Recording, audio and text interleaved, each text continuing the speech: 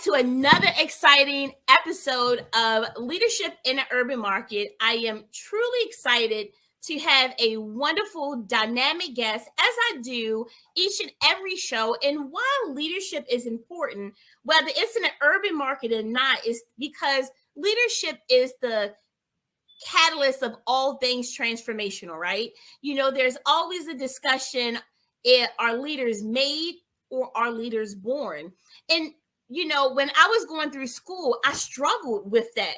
I know leaders are born, but could leaders be made? And through experience, through trials and tribulations, that's where the leader within meets the leadership external and they become harmonized. So yes, leaders are made and leaders are born, but the difference between either the leadership behavior through experience or the enactment of the Holy Spirit within is actually people believing and allowing those attributes to come full circle.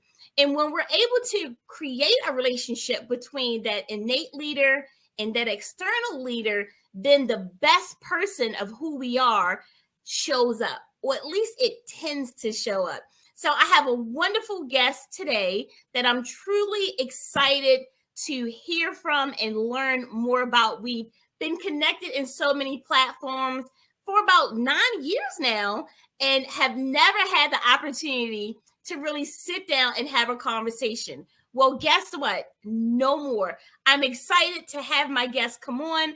I'm going to allow her to introduce herself, and then we'll jump right in. Welcome. Hello, greetings, Dr. Dorsey. This is Katrina Collins. I bring you greetings. If you cannot tell from a southern state, I'm bringing you greetings from Texas. I am a 25-year educator. This is year 25. I've spent 9 years in the classroom, 5 years as an instructional coach where I was asked to grow teachers. Found myself to be successful in that after 5 years. And now this is my 10th year in building administration. I am the proud, excited principal. You talk about urban. I'm a very urban area of Dallas-Fort Worth.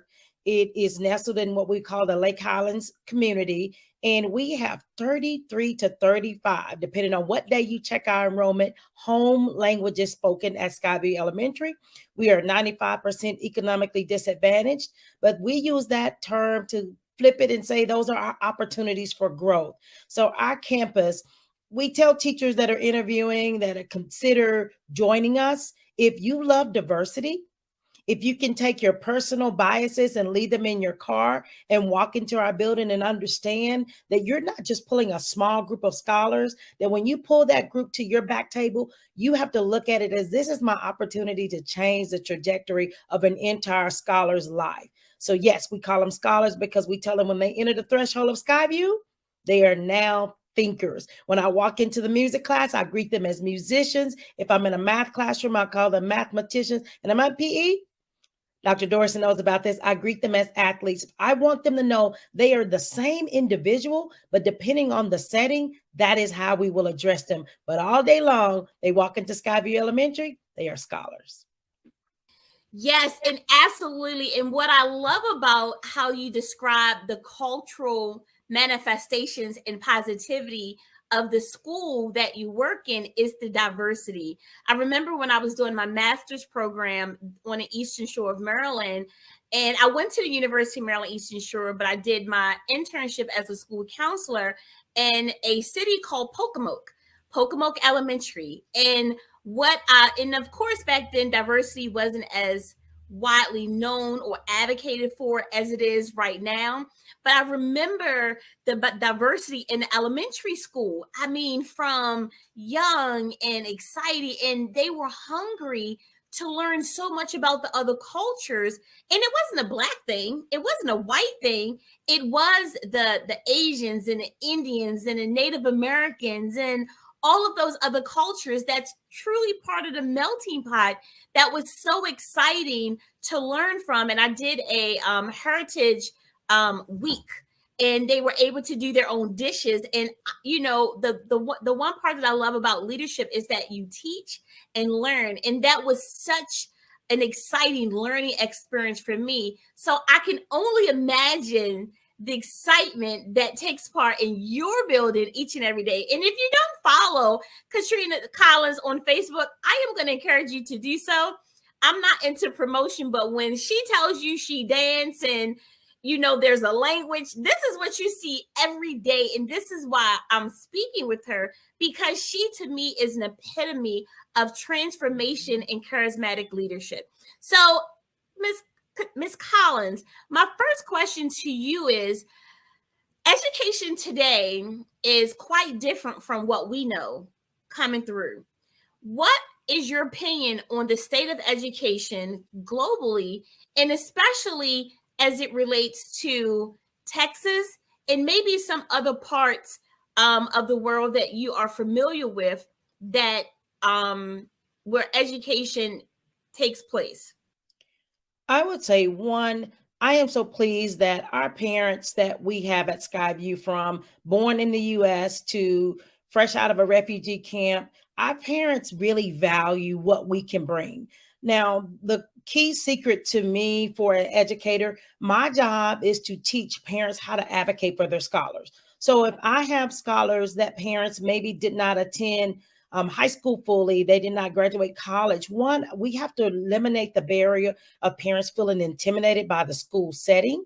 So one, I try to once a year in August go out to the nearby apartments and greet the families there. That way I have come to you when it's time for fall open house. You're not so intimidated about coming to us. So one, I want the parents to feel welcome, and I want them to know that we see what they bring to the table for bargaining. And then I try to walk parents through the correct way to advocate for their scholars. So what do I mean? If it's that you need to bring a translator to the meeting because you're really trying to express that there is a learning deficit or something that you're noticing with your scholar and you can't quite articulate that, I try to walk our parents exactly how to do that. As it relates to some of our parents that are maybe more urban and maybe they just have thought there's always this fight and me versus you. I teach our parents how profanity, threats have no way in an educational building, but there is a formal way to let us know that your child is maybe not receiving a service, isn't service. So I just think as a leader, my first goal is to empower and equip parents to feel comfortable and okay at the education setting. That allows my teachers to have fewer barriers when they're trying to contact a parent. I just love the fact that the state of education in the Texas area where I am, the parents are on board. They know that we are difference makers. I think a lot of parents nationwide learned that with the most recent pandemic, that educators are making a difference. I just think as a whole, public education is under a lot of scrutiny. Are we wasting tax dollars? Are we really growing scholars? And I would just say to that, as an educator, it is not my job to battle what you think about public education, so to speak. I'm not out there to battle it, but I am on social media, as Dr. Dorsey has said, to let people see that bright side of education. I love for them to see us promoting our scholars with high fives and fist pumps and letting them know, like, we see you. We're excited to see you. We were excited for this day before you even rolled out of your bed. So for me, I just think that as a leader, I need to equip the parents. Next, I need to give public education its fair shake. I get it. There are all the videos on YouTube and teachers are declaring why I left education. Well, if you follow me on social media, you get to learn why this lady has stayed for 25 years. And each year just gets, as I heard an old preacher say once, they get gooder and gooder and gooder. They get better and better and better. So I have told my personal friends that when I get into a state that my stories about my campus are more woe is me than excited I am, tell me it's time to leave. Because one thing I know is, as a teacher, you do not deserve to walk in a building with a leader who's half in. As a scholar and a parent, you do not deserve a leader who's kind of, sort of figuring it out. You need a leader that is all in. And I have two hashtags: love what you do and lead from the heart. When you're passionate about what you're doing, data rises, scores go through the roof because one, people have to know you see them and that you believe in them. So for me, the state of education is on the back of educators. We can have equity policies, we can have all types of things from the superintendent's office. But if you do not have leaders who are passionate about what they're doing, if you do not have leaders who sit in the hiring seat and make sure that you're hiring people with the equity lens in mind, that you are putting your personal biases to the side, no policies can push past an ill-equipped or ill-willed leader. So I believe that's public education. We're in a battle, but you battle it by showing your best. Absolutely. And I love everything that you just said. And what I love most is that you took a question that could have gone extremely negative and you focused on a positive. And you talked about the diversity. You talked about you go out and meet people where they are. And again, if you don't follow her on Facebook, please do so, because she is a woman of her word. You can see it. But I want to hone on what you mentioned. You talked about going out to reach parents to teach them advocacy. And now we're talking about breaking down cultural barriers, right? Because not every culture epitomizes what's the word I'm looking for? I can't think of the word. You get stuck, right? Where they want to hear from you, right? In some cultures, you can't look at them eye to eye. In some cultures, women are submissive. They can't be talked to. They can't be heard. And in this case, and in this state, in the world we live in, some of those cultural barriers from their home is different from being in the US, and having that type of diversity in any community, especially in any school, is important. So when we talk about parents and advocating, how has that transition been? Has it been receptive? Have you received pushback because of the cultural barriers that they're not used to, so that they could place themselves, but more importantly, their family, their youth, in a better position for services? What type of impact has that had? Pros and cons. Well, I'm glad you said that. I have encountered certain male cultures that if we give a call about a behavior or we give a call about a concern, they kind of look twice and they do a little up and down. And they say, "So you're the principal? So you're the lady on the phone that called me and you're the principal?" And I know what they mean by that. And I just continue to state the facts. I continue to reintroduce myself, give my title, and then work through the pieces. I also, as you can see, my hair is a very urban look. I'll make sure the camera catches it. And I do have, we said 95% economically disadvantaged. We do have a very well-to-do or wealthy population that feeds into us, about 5%.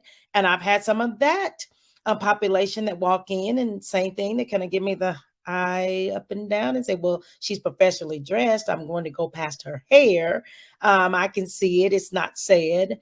But in all those circumstances, one thing I do know that's universal: a smile. A smile, a genuine look you in the eye, talk to you about whatever it is that we have to discuss that is a concern. Be it you feel as if something has been done incorrectly for your child, or you don't like what we're giving you that your child has done. But I just feel like, again, I'm not going to necessarily battle what is going through your head because I can't. I'm just going to continue to present to you my best, state the facts, make sure that I'm operating on policy with what I'm talking through. I cannot change a male's cultural thoughts in a moment, but over time, some of those have been some of my most supportive parents. Because I will look at that father and say, the next time I see them in passing, I need you to help me with crossing guard duty, or "Sir, when can you come out and help us with our lunch duty time?" So I try to let them know that I do need their male presence, since they did not quite seem to like the idea that it was a female leading the campus. But one thing I do know, that about 80% of our population can identify with my look with the hair, can identify with who's in front of them. And so I use that to my advantage as well. I think sometimes I'm able to cross some lines in conversation with 80% of our African American families that probably a principal of another race and nationality could not. And I'm able to look at them eye to eye and say, I see you. I have been a single mom. After I divorced my son's father, I was a single mom for several years, but I also let them know, don't let that be a barrier. Don't let that be an excuse. I can identify with them saying, I have two sons that have gone through this same district. So I've just used what's in front of me because I can't run from it, to my advantage to bridge to that family. Be it stay very professional so that they can respect everything about the hair, the package, or just give that father space to embrace the idea slowly that there is a female leading the campus. And then also sometimes just oversharing with that single parent that is wondering, will they be able to successfully raise their children, and let them know you're looking at the product of, and it can happen. But I just think that is my place as the leader. Always looking for an opportunity to connect. It's all about, you keep hearing me say eye contact, because I was always taught that eyes are the windows to the soul. And usually listening for that hidden message. Usually there's a parent that says one or two things that I keep for a later conversation, whether they share a story of how they're trying to overcome their current situation, whether they're sharing what their previous country was like, but usually they're trying to share with me, if I'm listening and watching, for how I can use that later to my advantage to be a part of even the morning talk, in the carpool line. Maybe I need to say, how's your aunt? You mentioned the last time we were visiting, your aunt wasn't well. So you just have to really, really hone in on soft skills as a leader. No one can give you that. No college, no textbook, no mentor. You just need to really know how to have a crucial conversation and really develop your soft skills as a leader.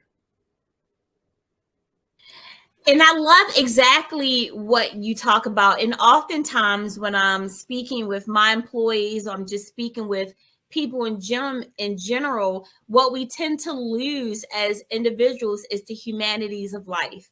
And that's why I'm hearing you say you approach them as humans, not because of cultural barriers, not because of what's in front of you. At the end of the day, mannerisms, soft skills, it's being treating others as you would want others to treat you, which is simply human. And believe it or not, I even heard you say something. And I just had this talk with my team this morning. So I have individuals on my team from Ghana, Colorado, the Philippines, the US. And the first thing I talk about is the greet, right? Sometimes just by saying hello, you could be talking to a person off of a ledge, but you had no idea, because what it does is that people realize that you see them, and you see them simply for who they are. No intent, no sale, no nothing, but simply human. So I absolutely love that about your philosophy, and the fact that you manifest it in who you are and what you do daily. And it makes a difference. And at the elementary school level, the parents and the students will forever remember that and expect that when they go to middle and high school. I want to talk about the diversity and the lack of equity that we talked about. Education often, especially in an urban district, we have disparities that contribute to educational deficits. It's just a part of education in general. It could be in a suburban or rural area. There are still disparities. But I want you to talk a little bit, or can you share a little bit about those disparities in the educational cycle, and what have you done and found successful to at least close that gap a little for your diverse community?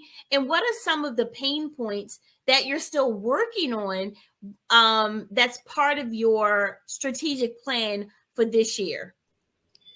Well, I would say, if you look at data nationally, I think white passing third grade reading assessments is at about 68%, while Hispanic and African American are in the low 30%. So that's a national disparity. That's our state look right now. One thing I will say is I am really, really fortunate to be in a district that recognizes that our school board 2 years ago said we need to quit saying that label, saying we're doing something about it, not really putting teeth to it. So, one of the things that our district put in place was an equity policy. Our school district under Dr. Jeannie Stone put in a equity policy. And in that, you would think, okay, we're going to do some multicultural nights. No, it was deeper than that. It afforded a campus like mine to receive special monies for an additional literacy library, $60,000. My executive director wrote a grant through a company. I won't endorse them, but they were able to purchase $60,000 in additional readers so that our scholars could see not Sally on the farm, but they could see some more urban characters on their reading level so that reading a book was more appeasing versus Sally on the farm. Because that's not who our scholars are. So that's one thing. That equity policy also stated that school libraries would be more diverse. And so one of the other pieces that came with that was a reading initiative. So now on my campus, especially, I was afforded two additional what they would call ESSER teachers. So they are designed just to close the gaps that COVID created, because not only did we have disparities to already be in place, but when COVID shut things down and parents were the educators, well, if your parent isn't an educator or themselves have limited English, well, that put us in a deeper slump. So we were afforded two additional ESSER teachers. We were afforded a literacy specialist, and her job is just to pull scholars all day long in the reading areas. So I was very fortunate to gain that. One of the hyper focus that we have placed on our campus is that I was given the charge of your culture is amazing. You walk in, you feel welcome. No scholar feels isolated. We want you to explode the literacy experience. So we have put words all up on our wall. I did a big bag. You probably saw that video of that book vending machine, and it's not the average vending machine. It does not have any candy, does not have any snacks. But my thoughts are, be subliminal with it. We thirst after things in a glass box, the vending machine. So we have books in there, not used, not gently touched. They are brand new books that we are putting in that book vending machine. And you cannot walk up to it. When it first arrived, they were like, how much are the books? You cannot purchase them. You have to earn a special gold coin to place in this machine. The machine talks to you. It says, good job. You push the button. It says, way to go. You've earned your book. And it says something about 3 different commands when scholars come up to it. So we have a weekly challenge in our building. We say we're rising up. So it's respect, integrity, scholarly encouragement. You have undaunted, that's the you, undaunted courage for yourself and others. And then you have purpose. So you're not dragging your feet walking through the hall. I tell them when you walk through Skyview, you're walking with purpose, you're moving. And so when a scholar has displayed that rise up, the teacher can ask for the gold coin. They go to the machine, they take a picture, they get a certificate. We know that book may not make it home safely, so we take a picture of the certificate in the book so parents at least see the brand new book that the scholar earned. But we're just trying to promote literacy on every end. We also try to talk our scholars through the idea of just having a growth mindset. You probably have heard me say the make it a great day in the languages. Well, it doesn't sound great when I'm learning that first time through. But what I try to explain to the scholars is that just like your TikTok videos and your YouTube things that you love to play and dance and memorize, or that video game, it comes through muscle memory. So the first time when Miss Collins tried to say, make it a great day in Swahili, oh no. And I did it on the announcement, so it sounded like, what is she doing? But I try to explain to the scholars, just like you do your video games and TikTok, I will continue to be on the announcement until this becomes smoother and smoother and smoother. What I'm showing you, scholars, is that through muscle memory, we can teach ourselves anything. So we promote, you go in our cafeteria, Dr. Dorsey, it's not quiet. On Tuesdays and Thursdays, they're doing sight words for prizes. We have a lady that's on the microphone. She says, who can spell and then they run up to the mic and they spell it. We have on Mondays and Wednesdays where we do math fact days. So we just try to make sure every inch of the day is engaging. No one eats quiet. I don't understand silent lunch. No one eats with their friends or family where you're not talking, right? So we just tried to turn that energy of the cafeteria that's talking into positive energy. So one of the things that we still haven't mastered, my 5-year bag of my instructional coaches, I need in the hallway, like at the restroom break, words on rings, number facts on rings. I need it to be that every inch of your day when you walk in, there's some engagement. So I'm a teacher, I'm monitoring the restroom. Then I hand that set of number cards to another scholar in line. And while everyone else is waiting, we're going through math facts. We're going through the sight words. So I just feel like, you have to keep the learning engaging, you have to keep it fun. There are disparities, but our goal is, I told you, we call them opportunities. So what are our opportunities to work through it? Today in tutoring after school, it was so exciting just to see the level of engagement. Our teachers take tutoring to the next level. I saw Play-Doh sight words. I saw a group of scholars on the floor with magnet letters, but it just can't be the black and white sheet of paper. That doesn't work. No one's engaged that way. I was afraid to say anything because I thought you were still going. But what I love about what you're saying is that, yes, there are disparities, but let's talk about the positive things that are going on.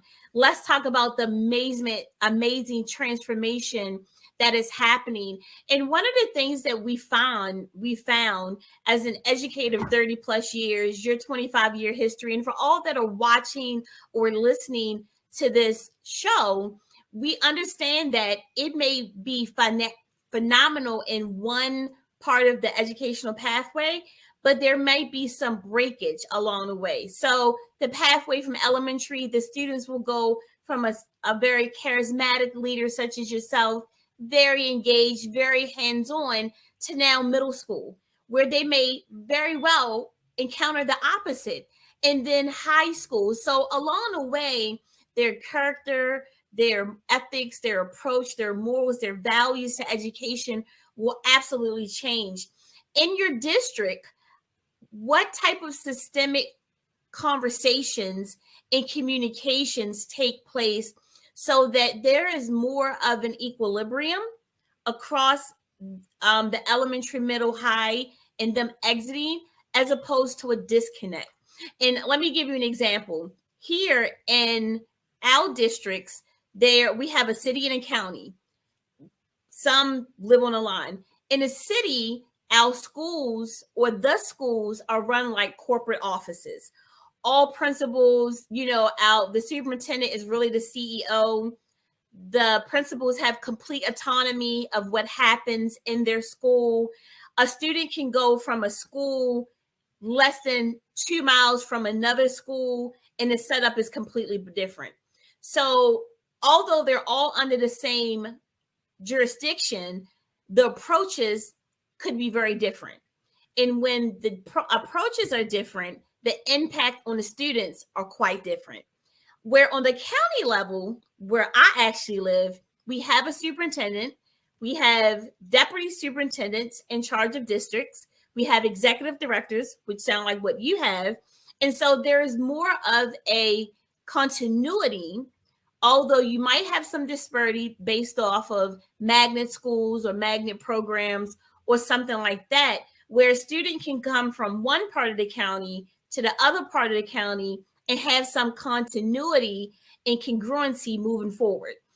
There is still disparity, but much different than the way our city is set up, or the city schools are set up. So it allows students going from elementary to middle and then middle to high in a county to have more of a connection, as opposed from the city standpoint, where there's a little more disconnect based on how the structure and the setup is. So in your district, my question is, you talked about the equity policy that has been phenomenal to your campus. And I love the fact that you use the word campus and not school. So it's that higher education thing going on. So, you talked about the equity policy and all the positive attributes that it's afforded to your campus.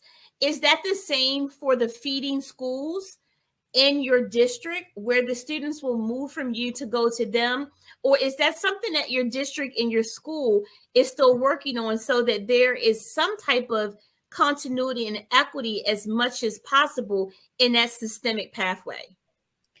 So I'm glad you asked that question. So I will speak for our district. And of course, Texas, we're big in all things. We have about 1,200 school districts. So this is the one. But some are set up similarly. We have 55 campuses. And the way our district is set up, we have four different learning communities because those four different learning communities feed into our four high schools. Our high schools have anywhere from 27 to 3,300 scholars in them.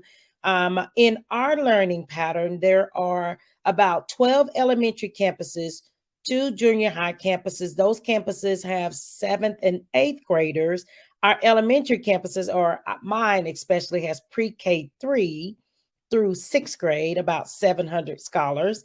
And then there's one major high school. So one of the things that we definitely attempt to do, because you mentioned the vicinities of campuses, in my 5 mile radius, there are at least 5, 6 elementaries. I mean, they're very close, but we have a lot of apartments. So it's a lot of densely populated areas. So we definitely have weekly meetings by learning communities, and that's the executive director. So on that Zoom call weekly for an hour, you have the high school principal, the two junior high principals, and the 12 elementary feeder patterns. We're all in one Zoom. We're hearing pretty much a consistent message. There are times where it's only applicable to secondary, and there's some times where it's only applicable to elementary.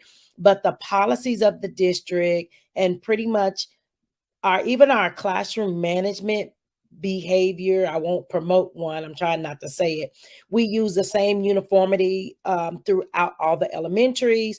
Most of the junior highs are using the same. So we're all having that same common pool of language, so that if I'm at Katrina's campus and I move to a campus a mile away, I am hearing some consistent things with classroom management and how we walk the hallways. Now, Collins always puts her little spin on it, but overall, we're hearing the same. I have a great relationship with both junior high principals, and they know I call my scholars.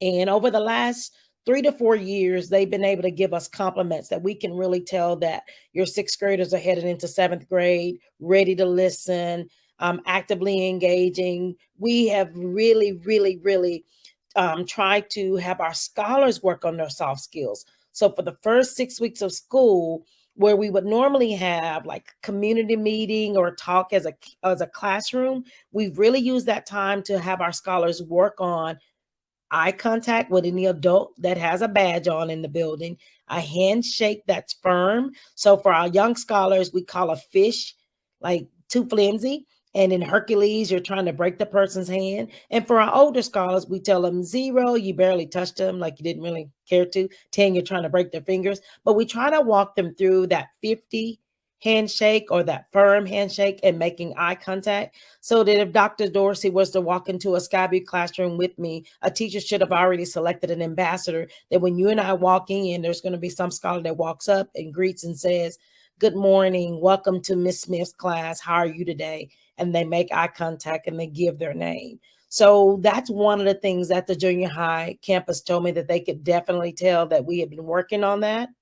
One of the things that I promise our parents, like, we're going to make sure that your scholars have those soft skills to compete. And we have, our district has 3 magnet schools for the junior high level. So I don't want any of our scholars to leave Skyview and want to compete for one of those magnet schools and can't conduct themselves in the interview properly and have maybe the skill set, but can't communicate that.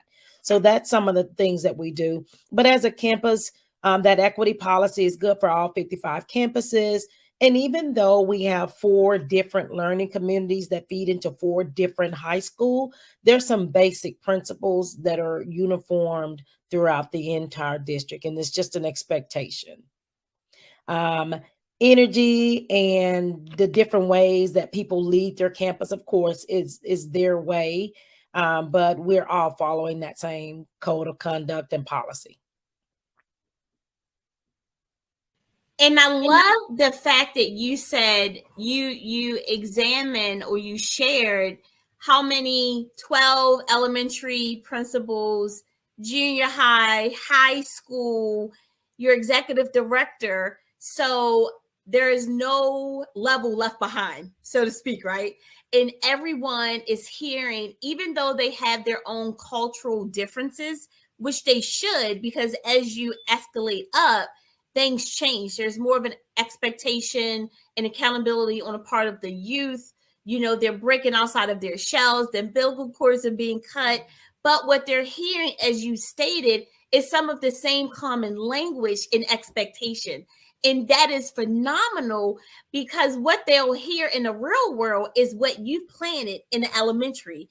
And the fact that now you're saying that your junior high school principals or colleagues not necessarily completely adopting what you're doing, but they can see the difference in this paying off. And that is by far exactly what our students need, because that's real world experience. Those mannerisms, those soft skills, the expectation, the eye contact, dressing apart, you know, not being afraid to speak confidently about who they are and what they do, regardless of what level. And so those ethics are more powerful than I think they even realize right now. Have you heard any feedback from parents from what the students are being taught? And has it resonate a little at home that changed the parent philosophy or approach regarding their student? Well, we've kept it the same. I feel like if you keep moving the target, it gets to be what are they doing? We've kept Rise Up. And as a matter of fact, the principal before me, she had been at that campus for 7 years, an amazing leader. I walked in, they said, "We do Rise." I said, "What is it?" They told me, I said, "Well, respect, integrity, scholarly, encouraging. That sounds like good values to me. Let's keep it." We just added UP, which is undaunted courage for yourself and others. So basically, that ability to be able to speak up if you've been wronged as a scholar, or if you see someone else being bullied, or someone not treating them fair, speaking up, that undaunted courage. And then purpose, move like you're on a mission, not taking forever for the restroom break, walking through the door haphazardly. I said, no, we know where we're going. So I say that to say that our parents know it now. They know Rise Up. They understand. We have a teacher profile that we place in the building. I wish I could show you a photo of that, but it basically walks through what a Skyview teacher is and what a Skyview teacher is not. For example, was reading a little bit of that this morning on the morning announcements. A Skyview teacher is solution oriented. A Skyview teacher is a lifelong reader. A Skyview teacher is scholar focused. Those posters have been up in Skyview for the last 4 years. It wasn't my first year. I had to kind of think through. Basically, myself and the leadership team, we walked the halls of Skyview, walked in and out of classrooms, and we finally sat down and said, why are some of our teachers nailing it and some of our teachers like not so much? And so we compiled a list of about 8 attributes of things that we noticed our teachers were doing, and then things we thought we noticed teachers should not be doing because they were not winning parents or scholars. And so we created that Skyview teacher profile. And then at the end of that year, we actually asked our staff, or I asked the staff, look at this teacher profile. Skyview is different. Working with 35 home languages, about 6 in your classroom, teachers teaching with poverty in mind. It's not for every educator. But I asked the teachers, I'll never forget this, it was May 6, 2019. Yeah, that was the day I finally had courage to be a leader. I think I was going along that first year just to kind of make it. And that year, I finally said, you're seeing what it takes to win in this building. You're seeing what it takes to not be successful. Declare it. So I asked the staff, be honest with yourself. Take 2 weeks to look at this list of attributes that a Skyview teacher is and what a Skyview teacher is not. In 2 weeks, meet me back in the library if these attributes line up to who you would love to be. And I did not have everyone back in the library. I had to replace about 19 staff members that year. but it was well worth it. And then those that return, and then the newly hired going into the 2019-20 school year, they helped us compile a Skyview Scholar profile. So what is it that you see scholars doing that keep them out of the office and learning and engaged? So now it's like a compact. We tell the parents, and it's on one single sheet of paper. This is who Skyview teachers have said they're going to aim to be. But parents, we need your help. What does a Skyview scholar look like? We need your help in sending that scholar to school. So when you say, does it go at home? Now, parents, most of the times when they call, they will say, Miss Collins, I need to talk to you about this teacher. I know what you stand for. I've seen that scholar, that teacher profile.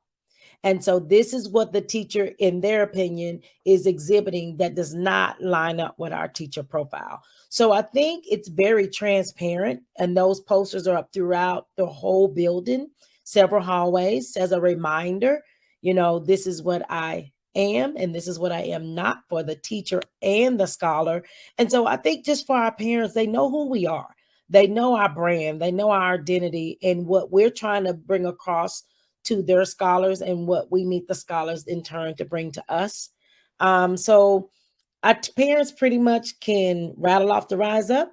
They pretty much can rattle off our profiles. So they know on our best days who we are. One thing I've also added to our parent newsletter, and I didn't think about this the other years, I don't know why, but I've added our Skyview mission and vision statement.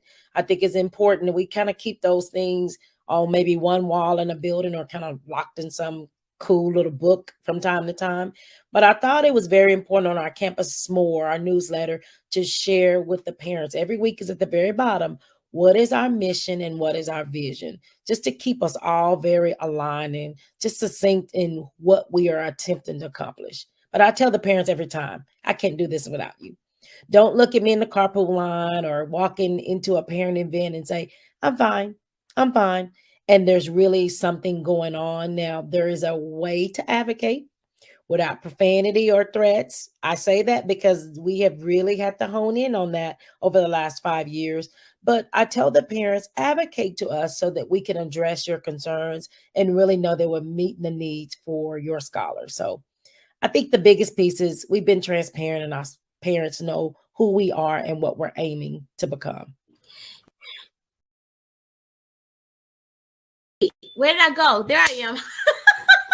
Technology is not so smart when the person using it is not as smart, right? Okay, but anyway, and what I love about what you identified is that, first and foremost, I've never seen that approach done. You figured out, and this is actually, I want to identify this as a unique strategy for our educators out there, and not even educators, but corporate leaders, small business owners, nonprofits. Here is a phenomenal strategy that I want to recap real quick. So what I'm hearing you saying, then I'll ask you, Katrina, to please come back and help me if I misquoted. So after the first year, you said, I think it was May 6, 2019, you decided to become a leader. So you use that first year as observation, get your feet wet, kind of learn the culture a little bit. And then you and some of the instructional leaders decided to do a pulse on the culture. We have these dynamic teachers, and then we have ones that are on the fence. So you compiled this list of attributes, right? Characteristics of what you wanted versus what you were seeing.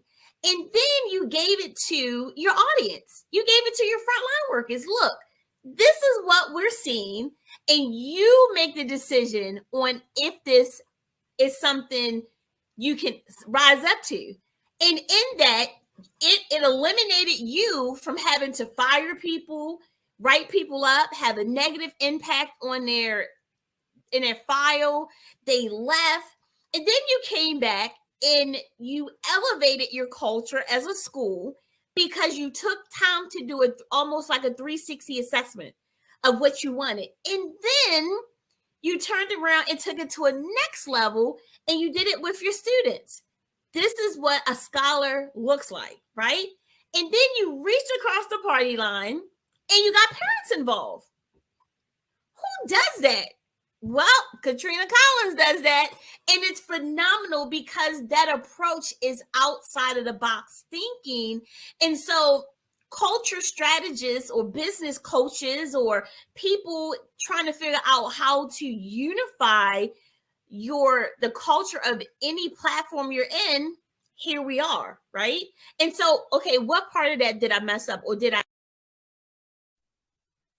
No, you nailed it. Only thing I just would like to add is that, we just recognize that one, we didn't have it all figured out or I didn't have it all figured out when I first walked in. I had a principal that asked me in October, what are your big three? And I was like, I talk a lot. I don't know what my big three is. He said, no, you need to determine what are your big three principles, and everyone in your building should know your heartbeat. Who are you as a leader? And I finally was able to kind of compile like who I was and identify that. And then, you know what we did in that second year as well? We told the staff, look, as admin team, there are three of us. We can't offer enough gene passes. Here in Texas, we have Sonic. I don't know what y'all have for cool treats there. It's a slush drink. So we said we can't offer enough Sonic cool drinks and gene passes to keep the culture together. You love this building. You chose to come back here to be an educator. We need to empower you. So if people are being negative to the culture or complaining about carpool duty or why did Miss Collins change this to this, you have two options. One, tell that person, you're done listening to them complain, or two, bring it to us, because those little pockets, they're called fundamentalists. Fundamentalists, I've learned, is researched in a book. They're emotionally driven. None of it's factual, but they love the us and they and all of them. They don't like to stand alone. And so they like to bring a lot of people on board with their energy versus the believers. Believers said, Dr. Dorsey said, so we're just going to do, or the superintendent said, so we're just going to do, and they buy in it. They trust who's in front of them. I would say with us empowering teachers to basically put a stamp on the culture and stop it. One of my most bashful teachers that first year came up to me very excited the second week of school. This was the 2019-20 school year. She came up, she said, guess what I did? And I said, what? She goes, there were some people in the back and they were talking about it. And she said, I finally looked at them and said, you've been complaining about it too much. Go tell Miss Collins. And I thought, wow. But she felt empowered that she was protecting our culture and what we stand for within the building. So you nailed it. I just think, give people the tools and the resources to know who we are. And one of the things we're quick to tell people as well, it doesn't mean you're not a successful educator. It just may mean that you're not a Skyview educator. Because again, 95% economically disadvantaged, you just think you're a third grade teacher and you have 6 different home languages. And I'm not talking English and Spanish. I'm talking about English, Spanish, Swahili, Dutch, someone else speaks, Pashto, someone else speaks, Farsi. What do you do to educate that crowd? What do you do to have a parent conference? Because we tell teachers in the interview, my parents don't speak English is not an excuse. We have too many apps for education that would allow you to translate. So again, if it's not a good fit, it doesn't mean you're not a great educator. It just may mean Skyview may not be that place for you. So again, we make sure people understand it's the Skyview teacher profile, what we see that works in that building with that type of setting.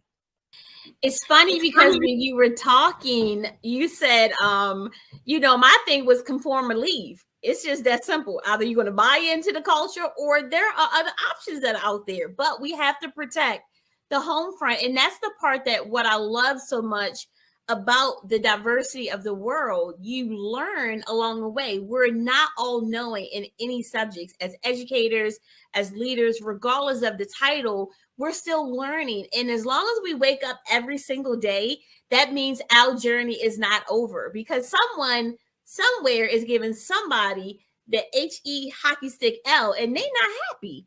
But because we're here, it is our due diligence to continue to learn, to advocate, to apply, and to leave a legacy far greater than our ancestors left for us. And we have to wrap up this session. We have two more topics to go over, but right now there are educators out there that are thinking about becoming an educator. There are some that are studying education right now. They're hearing the pros and the cons. They're watching those YouTube videos. They have the naysayers and the fundamentalists in their ears. But we know the joy. Once you're an educator, you're always an educator. In the building, out the building, at home, it doesn't matter. But my question to you is, as we wrap up this topic, what would you say to those educators out there? And then what words of wisdom would you leave for them so that they can make the right choice if education is for them? Because we know education is the caveat that make the world goes round. I say one, shame on us veteran educators that love what we do, get up every day and have some days that are on the maybe rough side of the mountain, but shame on us for only showing and showcasing the negative side of the career. I'm pretty sure there are doctors that have a hard day and mechanics that have a hard day, but I just say veteran teachers, and I pulled one veteran teacher to the side and said, don't do that. We had a student teacher in the building and was like, go, don't do it. And I said, stop. You've done this 20 plus years. You have not told me you're resigning. So something about this you still love. So I would just say to those that are aspiring or you're considering it, see if you can just shadow in a school even before your student teaching days. See if you can just volunteer in an after school program. See if working with scholars is your jam. If it is, and you just still are trying to figure out that age group, I think everyone has a niche. Some have a junior high niche, some have a high school niche. Find your niche. I will tell any aspiring educator, don't worry about the money. You're talking to someone that was number 9 in her graduating class. I was class president. I had all these list of accolades, and I'll never forget a near and dear family member that said, Katrina, I cannot believe you're just going to be a teacher. You're too smart for that. You could be a doctor. You could be a lawyer. You could be a rocket scientist. Why would you just be a teacher? Well, let me tell you something. Just being a teacher has opened so many doors for me. And I would say this, I think just being a teacher has this 46-year-old skin not looking like it's 56 because I love what I do. I'm not stressed out. There's some difficult days, but I would just say follow your heart, because one thing about it, if you're chasing dollars, you'll be rich and miserable. But if you do what you love, you just don't go to work. And if you do what you love, your passion will just continue. I never thought I'd leave the classroom ever. And then I never thought I'd walk away from being an instructional coach. But if it's your passion, it's going to continue to make room and elevate, and you'll find the desire to achieve more certifications or more degrees because you're getting your comfort, your passion zone, and you'll have no choice but to keep climbing up that ladder of career field and continue to empower others. So if you're thinking about education, if you're wondering, I was an undecided major. So for 2 years, I went to college undecided. Would I do nursing? Would I do radio, TV? Imagine that. Or would I do education? Fell into education, and I'm telling you, I've not looked back. So follow your passion. Don't follow money. And then those veteran educators out there, stop it. You know you love it. Don't stop anyone else from loving it as well. Yes, and absolutely. And that, oh my goodness, I'm sorry. Let me bring her back. I think she had something else. No, I'm good. Okay, all right. And that, I love every part of the words of wisdom shared, because you're right. At the end of the day, it comes back down into choice. And it's funny because I had the same conversations with my staff this morning, igniting that leader within and knowing what works for you, and realizing what doesn't. But bad mouthing or any of that doesn't help anyone. So for those educators that are on the fence, for those that are contemplating education, for those youth out there that are looking for some inspiration in what in your future career could possibly be, I am going to make sure that you listen and watch and pick up segments, because Katrina Collins is the real deal. And so we have other topics that we must cover, but we're going to come back and revisit those. So we're going to close this out right now as it relates to, wait, my name is not Katrina Collins. What is going on? All right. I think I was kind of, look, I'm just messing things all up kind of today, aren't I? What's my name? I don't know. Well, I think my name is Katrina Collins right now. So this is Dr. Dorsey. I look forward to seeing you guys on the continuation of this segment with leadership in the urban market. Have a great day. Until next time, remember that all things are possible as long as you believe and just have faith of a mustard seed. So until the next time, peace out and have a fabulous day.